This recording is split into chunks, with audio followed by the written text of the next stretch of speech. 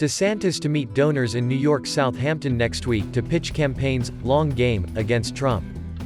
DeSantis reportedly telling donors to ignore the noise, and that media wants Trump as the nominee so Biden wins. Republican presidential candidate and Florida Governor Ron DeSantis is expected to travel to Southampton, New York, next week for a private meeting with donors. Fox Business senior correspondent Charlie Gasparino was told DeSantis, who has stalled in polls, will face questions from major East Coast donors during the meeting about the viability of his campaign. DeSantis is reportedly planning to tell donors he's playing the long game against the current GOP front-runner, former President Donald Trump.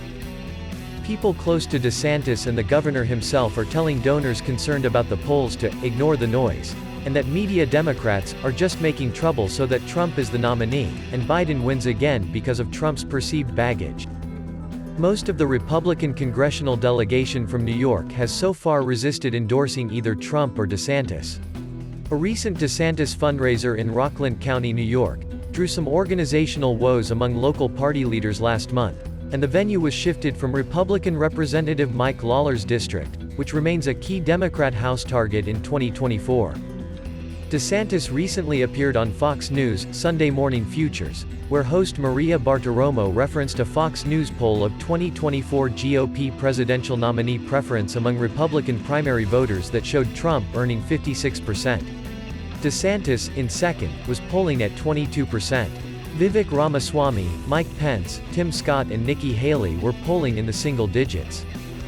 I think one of the reasons Donald Trump is in the lead is because of the corruption and the unfairness of our justice system. I want to know what you're going to do. Bartiromo asked. We will end the weaponization of government, DeSantis said in response. And that's, of course, a new FBI director on day one. That's the difference from me and Donald Trump. He says the jury's still out on FBI Director Wray. I think you need a new start on day one. We're going to clean house at the Department of Justice.